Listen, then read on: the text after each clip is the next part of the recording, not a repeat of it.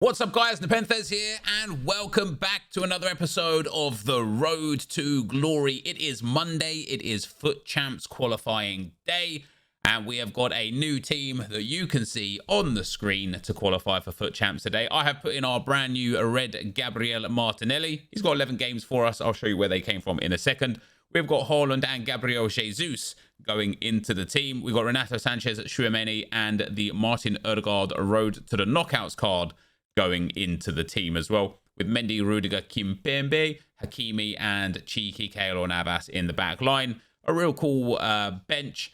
And yeah, to show you guys where, of course, we got the games on Martinelli already, it was completing the Rulebreakers Rush Paulinho. We're going to claim him. And hopefully today we get some upgrade packs or something at 6 p.m. You know, so we're going to play 2 or 3 games of Foot Champs qualifiers. Hopefully get some upgrade packs. And for today, guys, I've got some comments from the comment section. That's right. We're going to go a little bit more old school. I think we're going to show 1 or 2 full live games whilst just talking through a few things with you guys that are watching these videos every single day.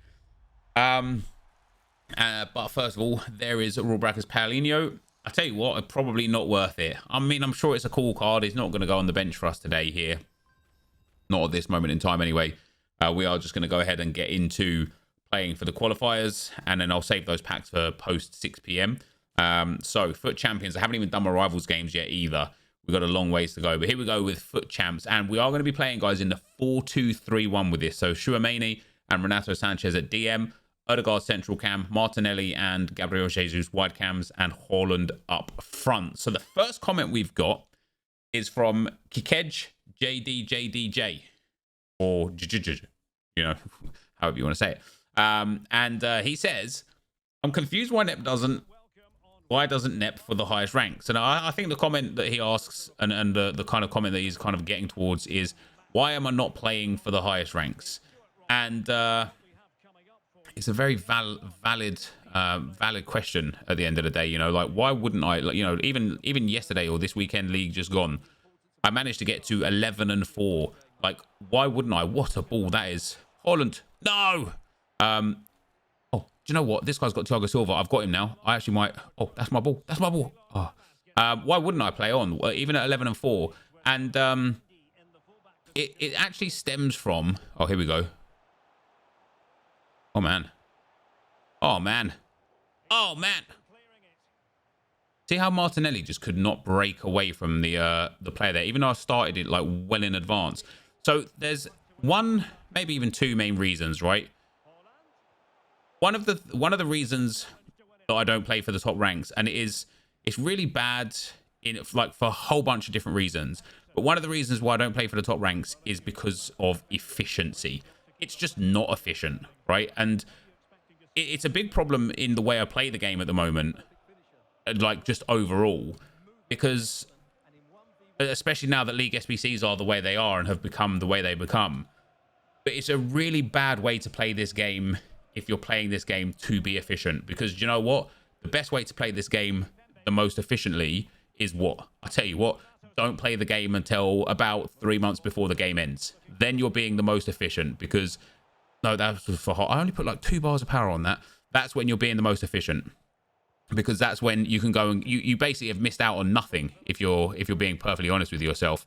If you started, oh, go on, Renato. What a ball. Erling Haaland. Yeah, you miss out on nothing, right? You missed out on some SBCs. Who cares? They're irrelevant. You know, you might miss out on a special card here or there from your club. That might be worth logging on to play for. But otherwise, if you play this game for efficiency, don't play this. Kick off, love it. Don't play this game. You know, like, trust me. So playing this game in the first place for efficiency, oh, let me just get 11 wins. It's just the easiest. Let's get the rewards and then bounce. That's one of the reasons why I don't play up to the higher ranks. The other reason why I don't play up to the higher ranks is quite honestly because I'm just generally fairly weak-minded when it comes to FIFA.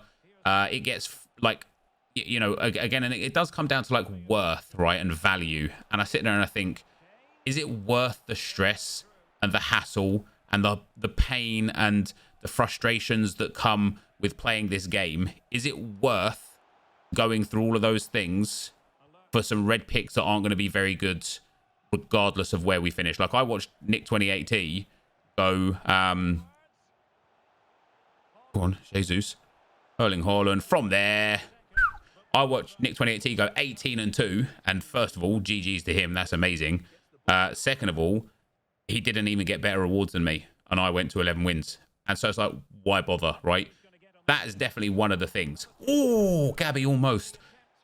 And so I effectively lose the desire to play on against really hard opponents, and that's what it comes down to, right? I just lose the desire to play against people who are very good at this game in stressful situations, mostly because mostly because it's not worth it.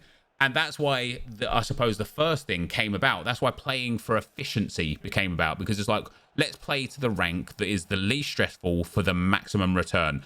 And that's 11, potentially 14 wins, depending on how the first sort of like 10 to 12 games go, right? And like, it's a really bad way to play the game, because the game should be about having fun. But as you guys know, and I'm part of the issue, right, as well. I'm part of the reason why this game isn't fun, because everybody plays overpowered tactics, overpowered meta, drop back defense, countering this year, lengthy players, chip through balls over the top. It lost the football element. And okay, I did a skill move there and it just didn't register. And because of that, again, I lose that desire to play. Like, there's a lot of other really cool football related things out there these days, and I would much rather just spend my time on those than on a game of FIFA that is at times unenjoyable. And that's why, funnily enough, this weekend here, one of the reasons why I kind of stopped playing at 11 wins was because I'm just not enjoying this game at the moment, right? Go on, Jesus, love it. And last weekend, I got to 14 wins. I still had, what did I have, like 14 wins with 2 games left, right? I could have, maybe 3 games left. Maybe 4 games left. I remember. Either way, I stopped at 14 wins because it was I was actually running out of time last weekend. Because I went to Italy on Monday. It wasn't anything to do with anything else there. But I was actually enjoying playing the game last weekend, even in the tough games, even in the games where I wasn't winning. What I was finding was, good defense that. What I was finding was that it was still enjoyable to play the games because I actually felt like I was playing football. I liked the fact that I could use Erling Haaland or Harry Kane or Kessié or like centre backs like Ruben Diaz that just had full capability of being used. It was nice, right? And so I was enjoying playing based off of that reason. I hate that, man, that auto switch. But the more I play this game, and definitely with the way the patch has been, the more I'm like getting overly triggered at little things. For example, conceding that goal there. I conceded a kickoff goal, and I've conceded now a goal, and I probably could have defended better. And it comes down to me just not being good enough at the game, right? But like after conceding the kickoff goal, the goal that I conceded there, going in Holland, the goal that I conceded there, I'm running towards the ball carrier, and the game has decided to auto switch me off the defender that I was when I've got it set to air balls and loose balls only. And okay, I know it sounds like an excuse straight away, right? So okay, the game's fault, right? Always the game's fault, yeah. Never your fault. Always the game's fault. Not the case, but it's little things like that 5 years ago I would have powered through. I would have worked on it. I would have been like, let me get better at that. Let me figure out, okay, if it's going to auto switch me, even though I've got it turned off, let me preempt that. Let me focus on that. Let me work on that. Now I'm like, oh man, do I really want to play this? And that's where I get to. And the answer is yes, I do want to play it because I love FIFA and I love Ultimate Team and I love building the Ultimate Team. But yeah, I think over the last few years of FIFA, the gameplay has become way too competitive or not as much good return. And I do concede as well that back in the day, you had to play way more and you got way less, right? So it's very weird. You're getting way more now for playing way less.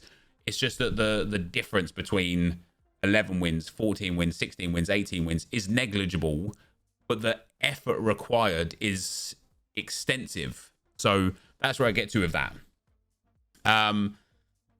Yeah, and that's and the other reason is I'm a ball job. You know, that's it. I crack under pressure, and when it's easier to take the easy way out. Honestly, it's easier to just get to 11 wins.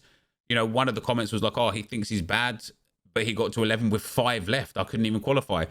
It is honestly, it is just easier to say to yourself, "I'm happy with 11," than try for 14 and have the disappointment of losing, or try for 16 and have the disappointment of losing. It's just easier to be a coward. Like that is the cold hard truth. It is far more complimentary in this game to be a coward and take a win rate, like a win rank that suits your skill level the best or effort required. Now, don't get me wrong, if I was like insane at this game, you know, like pro level or competitive level insane, I would probably go to 16 or 18 wins minimum every week, because I'd just be good enough to be able to do that. But at the level that I'm at this game, and fair to say this year, I haven't really put in too much practice on this version of FIFA. So, you know, there's that to contend with as well. Oh, go on. There's that to contend with as well, is that I've not like really like tried to figure out what it is that makes this game tick. And so, yeah, it just becomes way easier to do the way easier thing effectively. Well then, Holland's through. Love that. Oh my days, he's tried to bring me down. He's got away with the ball. Focus up, the Panthers. Don't concede again after being in the lead again.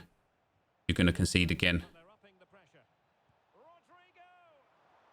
The save, cheeky. Man. He's offside. He's offside. He's offside. Right, so the next comment is from Joey DF. Says, the thing that the lengthy meta is so overrated. I've gone down to 1 lengthy striker, 1 control striker, 2 explosive wingers, 1 explosive centre mid next to a lengthy DM, 2 control fullbacks, and 2 lengthy centre backs. I feel I can turn and dribble a lot faster. I think having a balance of accelerator is what really matters. I could not agree with you more. I think I actually said it a couple of videos ago, right? I definitely think lengthy centre backs are an absolute must, because you are going to play against people that have lengthy strikers. And so if you don't have lengthy centre backs, you're just going to get done all the time over the top, which is just an absolute pain, right? Nobody wants that in their life. Like, just go and get a couple of lengthy centre backs. However, beyond that, what I've found is having explosive wingers is really valuable for exactly what I just did there, right? I know, I think Martinelli's explosive. I might have him controlled. I think he's explosive, though. Having him explosive, a little turn of pace, a little burst down the wing. You know, when you're talking like 10 yards, 15 yards, the little step over and exit is valuable, right? It's more valuable to do, you know, get that little 3, 5, 8 yards of burst. But then I also agree with the fact that having 1 lengthy striker... Go on in! He's missed 2 sitter headers! Why is it not Haaland in there? Having a lengthy striker and an explosive striker is great for that exact same reason. Fullbacks, I don't think it matters either way. I think fullbacks is just, like, pick a player that you like. I don't think it matters if they're lengthy or explosive. I think other stats are more important for them. And then, yeah, in the midfield, exactly what I've got now. Now, I don't have 2 DMs. Oh, sorry, I do have 2 DMs. They are both lengthy. But I think if you've got two players in the midfield, now I've got Erdegaard on the other side, which is why I have 2 lengthy DMs. But I only have 1 lengthy player in all 4 up front, right? And it's nice. Oh, that is nice play. No, that's for the back post. I bottled that. I should have scored that with Jesus. I should have just shot the ball. So, yeah, I would absolutely agree. Like, having a full lengthy team or a full anything team is definitely not the way. What a save, Navas. Having, like, players in multiple accelerate ranges is definitely the way. Like, that's my bad. I have to go over the top with that. I should be putting this guy away, honestly. He's had a couple more extra counters as well, where he's, like, kind of almost scored. That's a foul, ref. Thank you. And that leads us to the next comment. It's from Leo O'Preya. And he says, why are you always quick selling the contracts Well, basically, contracts just don't sell. So, foul ref. And so whether or not you quick sell them in bulk, you know, a period of time in your game, or whether you quick sell them as they come, they just don't. So you might be able to list them up and get the odd 1 or 2 here or there that sells for 200 coins, but for the most part, they're not going to be selling, and that's why I quick sell them. And that has taken us basically towards the back end of the game. Oh dear, don't let me. Yeah, thank you. Nice. Oh God, love that. Love that. Let's go. Yeah, a nice win here. The last comment that I did have was basically somebody said back on PS5 just for lengthy. And there was also a comment that basically said I had to go back to a meta team or a lengthy team to get wins. I think it was less the players that I was using in the last games as to what was kind of causing the downturn in results, and more the formations that I was using. It was switching back to the 4-4-2 that really helped. As you can see here, as I say, like Jesus isn't lengthy, Odegaard isn't lengthy, Martinelli isn't lengthy, Haaland is lengthy, and 3 goal contributions. The 2 DMs are, Mendy isn't, Hakimi isn't, Rudiger and Kimpembe are.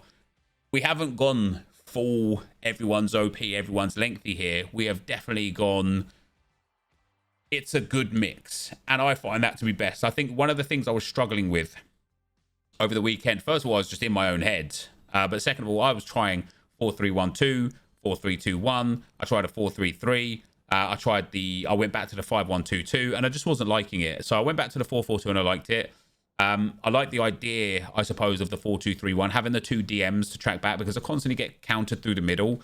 Having the 2 DMs to kind of cover there is what I've gone for now, and then allowing myself the opportunity of having the 4 guys forwards and the fullbacks joining in as well. So we kind of like got 6 guys going forwards, and then defensively there's 6 guys coming back as well. So that was kind of the understanding behind it. And that's where we're at, guys. So we're going to see what EA drop us at 6 p.m. and hopefully it's something nice for some cool upgrade packs. And I'll see you for those. All right, guys, to end off today's Road to Glory, EA dropped the Prime Gaming Pack #1, and EA also dropped the base icon pack. And so I have built that. I spent about 50,000 coins to do so. So we've got the base icon 86 max overall, the Prime Gaming Pack, and then a few of the other packs, a couple of them from the base icon pack and a couple of them from the SBC that we did before. Hopefully we get an icon, either an Arsenal past and present, or just a usable, a usable icon would be nice. Somebody that can actually go into our team for tomorrow and aid us towards qualifying for FUT Champs would be very nice. If you guys opened an icon pack, let me know who you got in the comment section down below, or if you're watching this on a different platform, the comment section to the side or something of the sorts. Either way, just let me know who you got. And what an exciting time from EA to give us an icon already. Max overall 86, but there's probably about 10 like banger icons, and then there's probably about like 20 good icons, and then there's a whole bunch of just trashy, like, oh dear, did I really get him kind of icons, which obviously nobody wants, but somebody's going to get, of course, aren't they? So yeah, that's where we're going to be with that. And they also released the 78 plus upgrade pack, so I'm going to build like maybe 20 or 30 of those for tomorrow's video to start with, and hopefully get ourselves something good. So here we go. We've got Prime Gaming Pack, which contains 7 gold rare players, 2 player picks minimum overall 81, 12 rare consumables, and an Mbappe on 5 game loan. So our players are not anything. We get Bartra, Horta, Musiala no longer in form. Lots of stuff there that we don't care about. Kylian Mbappe that we now have more games on, and 2 rare gold players, minimum guaranteed of 81 plus. Ooh, 86 Brozovic, very nice. Just good for the fodder in any sense. And then secondarily, 84 Munayin. So that was our Prime Gaming Pack. Hopefully yours was better. And here we go. Without further ado, guys, the base icon 86 max overall. It's a walkout icon. It's Italian. It's a centre mid. It is Gattuso. Oh, I don't know how to feel about that. He's a bit more expensive than the pack itself, so that's a bit of a dub. 510 medium higher, like 2-star, 3-star sucks. Damn, man. His short pass, long pass is good. Vision's good. Reactions are real nice. Otherwise, dribbling terrible. Defensively and physically brilliant. Pace is all right. I can't lie, guys. I don't think that this is somebody that I care too much about. I'll play with him for a few games, but honestly, like Kessier and Chouameni are probably guys that I'd prefer to play with. I think they just got better rounded stats. But yeah, that's who I got. Let me know who you got down below, guys. Thank you very much for watching, and I'll see you next time. I'm out. Peace.